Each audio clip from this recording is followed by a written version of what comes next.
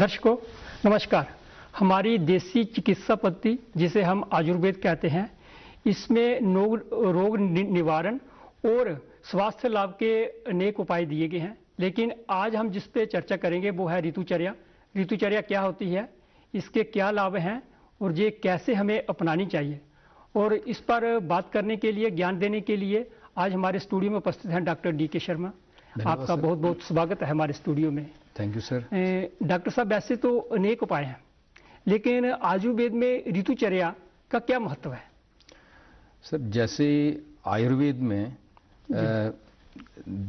अलग अलग प्रकार की चर्याओं का वर्णन है, जिसमें से दिनचर्या मैं पहले लूंगा, दिनचर्या है, और इसी के साथ हम एक ऋतुचर्या शब्द सुनते हैं। जी। तो हमें समझना पड़ेगा कि चर्या मीन्स आचरण, यानी हमारा आहार विहार। जी। तो किस ऋतु में हमारा क्या आहार विहार रहना चाहिए, इसी को हम ऋतुचर्या कहते हैं। जी। तो आयुर्वेद शास्त्र में जैसे मेनली 6 ऋतुओं का वर्णन मिलता है। जी। तो हमारा देश में अलग अलग जगह पे अलग अलग ऋतु हैं, बट मोटे तौर पे हम 6 ऋतुएं लेके चलते हैं। जी। तो उसमें जो 3 ऋतुएं हैं वो आदान काल में आती हैं और 3 ऋतुएं विसर्ग काल में आती हैं। लेकिन आज हम जो बात करने जा रहे हैं विसर्ग काल जैसे है। जी सर। साउथवर्ड मूवमेंट जो सन की रहती है, जी सर, जिसे दक्षिणायन भी कहा जाता है। तो इसमें 3 ऋतुएं जो है, जैसे वर्षा पहले आती है। हाँ, वर्षा, फिर शरद। अब शरद ऋतु का आगमन हो रहा है। तो इसमें जो शरद ऋतु है, इसके बारे में कैसी ऋतुचर्या होनी चाहिए, इसके बारे में क्या क्या करना चाहिए हमें? सर, इसमें जो हमारी ऋतुओं का डिटेल में जो वर्णन मिलता है, सबसे पहले तो हम इसमें दोषों की स्थिति देखना जरूरी है। त्रिदोष नाम जो हमारा आयुर्वेद में वात, पित्त और कफ त्रिदोष माने गए हैं। तो इसमें शरद ऋतु में पित्त का प्रकोप रहता है। पित्त का प्रकोप रहता है। कफ का भी रहता है थोड़ा? कफ इसमें सर, क्योंकि जैसे से अब ऋतु चेंज होगा तो अब संचय होना स्टार्ट हो जाएगा। क्योंकि अब शीत ऋतु जैसे आरंभ हो चुकी है, तो कफ का संचय होना स्टार्ट हो जाएगा। अब संचय होगा आगे। तो लेकिन ये जो सर विसर्ग काल है ना, विसर्ग से जैसे मैं यहाँ पे अब शाब्दिक अर्थ में अगर हम जाते हैं, विसर्ग का अर्थ होता है दान, यानी कि देना। अच्छा। तो कुदरत हमें अपनी शक्ति देता है विसर्ग काल में। तो यही एक मौका होता है हम सभी प्राणियों के पास कि उत्तम बल का संचय करना, ताकि आदान काल में जब नेचर हमसे ये दोबारा शक्ति अपनी वापस लेगा। ये क्योंकि ये कुदरती नेचुरल फिनोमेनाज हैं, तो उसके लिए हमें एक शक्ति का संचय करना है। तो वो विसर्ग काल में, क्योंकि कुदरत हमें वो देता है, एक अपॉर्चुनिटी देता है, मौका देता है। क्योंकि अब हमारी जो अग्नि है ना, वो धीरे धीरे प्रदीप्त दिशा की तरफ जाती है। तो अब हम क्या है कि जो भी कुछ खाने पीने का हमारा है, क्योंकि हम स्पेसिफिकली अगर शरद ऋतु की बात करें तो इसमें हमें जो पित्त का प्रकोप ज्यादा रहता है। हाँ, पित्त प्रकोप ज्यादा रहता है। तो इसमें हमें पित्त शामक थोड़ा आहार विहार का ग्रहण करना चाहिए। और जो शीत ऋतु अब हमारी आने वाली है, अब स्टार्ट हो चुकी है, तो हमें अब, क्योंकि इसमें जैसे ऋतु संधि काल, हमारी पिछले जो आपका प्रोग्राम था मैं उसमें भी जिक्र हुआ था इसका। तो ऋतु संधि काल की इसलिए इंपॉर्टेंस है सर, क्योंकि हम उसी जोन में इस समय चल रहे हैं। तो जो एक हमारा इंटर पीरियड, एग्जैक्टली इंटर जो बीच का पीरियड रहता है, पहला सप्ताह और आने वाली ऋतु का भी पहला सप्ताह, तो लगभग ये 14-15 दिन का जो हमारा संधि काल रहता है, इसमें हमें अपनी ऋतु को, अपनी चर्या को चेंज करना है और फिर जो आने वाली ऋतु है उसको ग्रहण करना है। जी सर। जैसे आयुर्वेद में ऋतुचर्या है, ये तो आम लोगों के लिए है, जितने भी हमारे प्राणी हैं, लेकिन इसमें एक ऋतु शोधन है जिसे पंचकर्मा में कहा जाता है। पंचकर्मा की जो भी क्रियाएं होती हैं, ऋतु शोधन उसका है। तो ऋतु शोधन में किस प्रकार की क्रियाएं की जाती हैं पंचकर्मा में?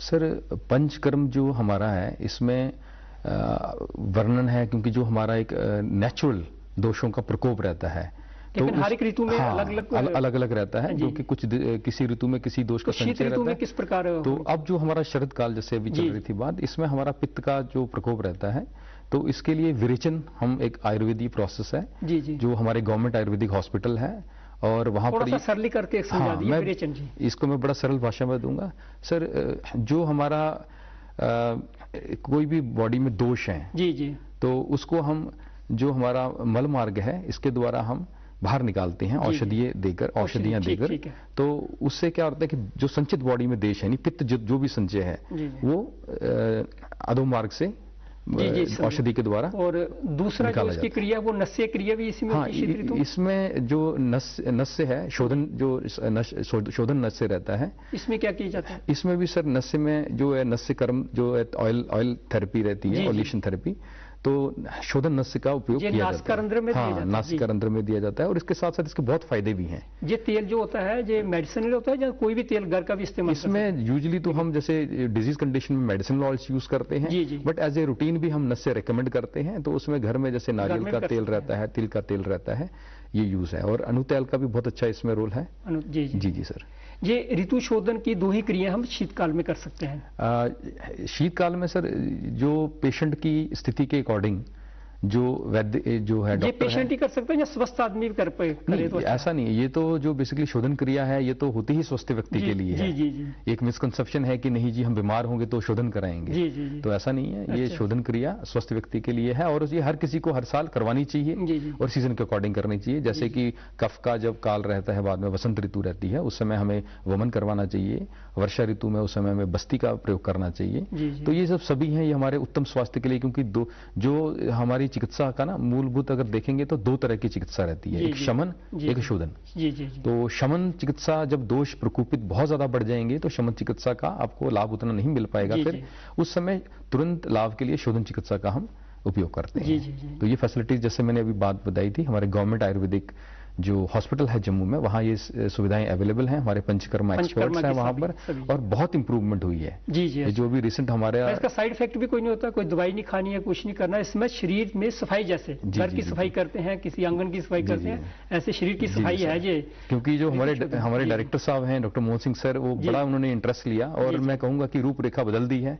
तो मैं लोगों से इस मंच से ही एक रिक्वेस्ट भी करना चाहूंगा कि आप उन फैसिलिटीज का लाभ उठाएं और हॉस्पिटल जाएं, अपने आप को रजिस्टर्ड कराएं। जम्मू में और कश्मीर में भी इसका सर इवन अब तो मैं कहूंगा कि जम्मू में भी फैसिलिटीज हैं, कश्मीर में भी हैं और इवन ये जो हमारे अब लेटेस्ट अब आ रहे हैं, हमारे टूरिस्ट सेंटर्स आ रहे हैं, तो वहां पर भी इन फैसिलिटीज को प्रोवाइड करवाया जा रहा है इन फेज्ड मैनर। तो अब तो क्योंकि Ayush health and wellness centre का कंसेप्ट है, तो मुझे उम्मीद है कि आने वाले टाइम में with the support of government and higher authorities तो ये फैसिलिटीज लोगों को आम मिलेंगी। जी डॉक्टर साहब, आपने तो जो मेडिकल ट्रीटमेंट बताया, इसके अलावा शीत ऋतु में और क्या करना चाहिए हमें?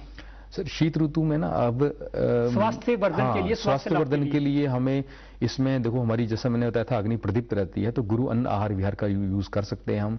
इसमें जितने भी हमारे जो ड्राई फ्रूट्स हैं, चाहे खजूर हो गया, छुआरा है, इसमें किशमिश है, बादाम है, इन सब को भी प्रयोग किया जा सकता है। उसके अलावा इसमें हम जो गौ दुग्ध से बनी चीजें हैं, ठीक है, और उसके बाद जो हमारा जो भी जैसे गुड़ है, इन सब से बने पदार्थ, तो यानी कि गुरु आहार हम इस्तेमाल कर सकते हैं। यूजुअली हम कहते हैं कि गुरु आहार ना करें, बट इस सीजन में हम ये कर सकते हैं शीत ऋतु में। इसके साथ अभ्यंग का बहुत बड़ा रोल है जब हम, हाँ सर, क्योंकि शीत ऋतु में जो हेमंत और शिशिर मेन जो शीत ऋतु में मानी गई है, उसमें भी ऑलमोस्ट सेम इनकी चर्या रहती है, बट शिशिर में क्योंकि रुक्षता आना स्टार्ट हो जाती है तो उसमें हमें स्निग्धता थोड़ी और बढ़ानी पड़ती है। ये एक डिफरेंस है सर। इसके लिए स्निग्धता के लिए क्या सेवन कर सकते हैं? स्निग्धता के लिए बिल्कुल सर, यूजुअली कई कहते हैं कि भाई देखो डॉक्टर साहब घी के लिए सभी मना करते हैं, देशी घी। हाँ, लेकिन मैं कहूंगा गाय का देसी घी, क्योंकि गौ दुग्ध और गोघृत को श्रेष्ठ माना गया है आयुर्वेद शास्त्र में।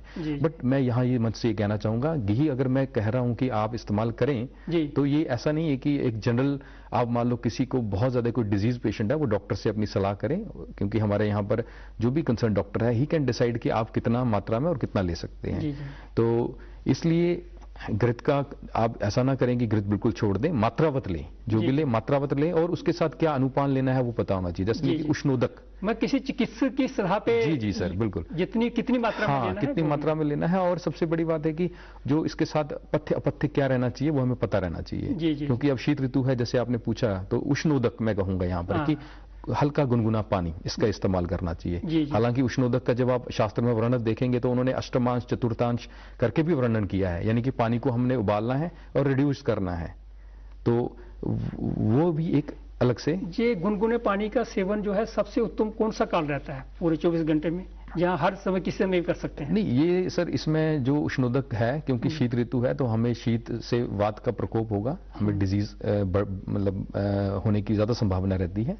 तो आप उष्णोदक खासकर सुबह के टाइम और शाम के टाइम, क्योंकि शीत का उस समय ज्यादा रहता है और खासकर मॉर्निंग के टाइम कफ काल रहता है, तो उस समय भी गुनगुना पानी का इस्तेमाल करना चाहिए। जैसे लोगों को अक्सर आदत है कि सुबह सुबह उठ के पानी पी लेते हैं 2-2 3-3 गिलास, मैं कहूंगा ऐसा भी मत आप कीजिए कि पानी पीजिए मगर उतना मात्रावत कीजिए, क्योंकि शास्त्र ये नहीं कहता। क्योंकि देखिए अब किसी चीज को हम कैसे इंटरप्रेट करते हैं ये भी एक डिफरेंस क्रिएट करता है। इसके अलावा और कौन सी जो खाने योग्य चीजें हैं हमें इनका विशेषकर सेवन करना चाहिए शीत ऋतु में? जी, शीत ऋतु में अब जैसे जो जितने भी हमारे जो सीजनल सब्जियां आ रही हैं ये सर सभी इस्तेमाल करनी चाहिए, क्योंकि ये सभी जो हमारी वेजिटेबल्स अब खासकर अब आने वाली हैं, इसमें गाजर है, मूली है, ठीक है, गोभी है, पालक है, तो जितने भी ये जो शाक वर्ग की औषधि हैं ये सभी हमें इस्तेमाल करनी चाहिए। इसके अलावा हमें स्ट्रेंथ के लिए मैं ये कहूंगा कि जो रसायन औषधियां हमारी उनका भी इस्तेमाल करना चाहिए। आपकी शतावरी, अश्वगंधा, शिलाजीत, तो ये सब भी इस्तेमाल करने चाहिए। तो बट ये है कि मैं फिर कहूंगा आप अपने डॉक्टर से सलाह लें, ठीक है, उनकी राय लें और जैसा वो आपको एक एडवाइस करें तो उनकी देखरेख में हर चीजों का इस्तेमाल। डॉक्टर साहब ये तो आपने बताया जे सेवन करना चाहिए, ऐसे कौन से परहेज करने हमें शीत ऋतु में, जिन चीजों का हमें सेवन नहीं करना चाहिए या उनको ग्रहण नहीं करना चाहिए? सर शीत ऋतु में जैसे कि एक जनरल मैं यही कहूंगा कि कोई भी आप ज्यादा ठंडी चीजों का इस्तेमाल ना करें। इसमें खासकर आपका जो एक दही, लस्सी, ठीक है, सत्तू, जो ठंडी चीजें रहती हैं मोस्टली, तो इस तरह की चीजों का इस्तेमाल नहीं करना चाहिए। और रेफ्रिजरेटर में लगी हुई चीजें, इस मत से मैं कहूंगा आप खासकर ध्यान रखें अपने घरों में, रेफ्रिजरेटर में लगा हुआ पानी, रेफ्रिजरेटर में लगा हुआ अन्न, खाना पीना ये बिल्कुल बंद करना चाहिए। अदरवाइज आप खुद बीमारियों को न्योता दे रही हैं। और जितना आप इस चीज को प्रोपेगेट करेंगे सिस्टम को कि अपने घर में एक हेल्दी डाइट से, यानी आजकल एक हमारा मिनिस्ट्री ऑफ आयुष ने दिया है संदेश दिया है, मैं कहूंगा स्लोगन दिया है कि हर दिन हर घर आयुर्वेद। तो वो कैसे होगा कि हर रोज हम कुछ ना कुछ आयुर्वेद के रिलेटेड कुछ ना कुछ घर में एक एक्टिविटी करें। किसी दिन हो सकता है कि हम कुछ ना कुछ एक प्रिपेयर ही करें घर में। जैसे मैं एक छोटा सा एक बता दूंगा आप मंच में, ताकि घर में बच्चे तंग करते हैं कि चॉकलेट्स खाना, ये खाना है, तो मैं उनको कहूंगा कि आप ड्राई फ्रूट सभी ले लें और उसमें खजूर ले लें, क्योंकि खजूर आपको कंसिस्टेंसी देगा और उसको आप जब मिक्स करेंगे प्रॉपरली और उसको कंसिस्टेंसी से आप उसकी छोटी छोटी चॉकलेट्स बना सकते हैं। तो वो एक सप्ताह तक बिल्कुल खराब नहीं होंगी। You need not to add any preservatives. शीत ऋतु में वैसे भी, शीत ऋतु में ये वैसे भी ब्रंगण है सभी, तो न्यूट्रिशन प्रोवाइड करेंगे। तो बच्चों को मोटिवेट करें ताकि वो अनहेल्दी फूड प्रैक्टिसेस की तरफ ना जाएं।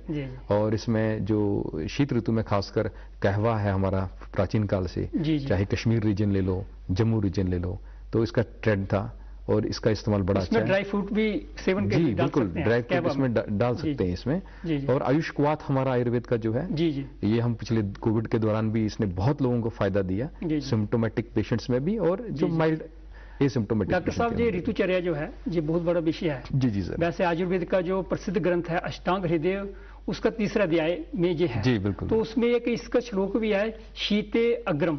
जी। और वृषिते जो है ये अल्प बलम होता है और अन्य जो है ये मध्यम में रहता है, ताकत रहती है। तो ये बहुत बड़ा विषय है। फिर समय मिलेगा तो हम आपसे जरूर चर्चा करें और दर्शकों को लाभ देंगे। आप स्टूडियो में आए, आपका बहुत बहुत धन्यवाद। धन्यवाद सर, सभी दर्शकों का भी धन्यवाद। हाँ, दर्शकों आपका भी बहुत बहुत धन्यवाद।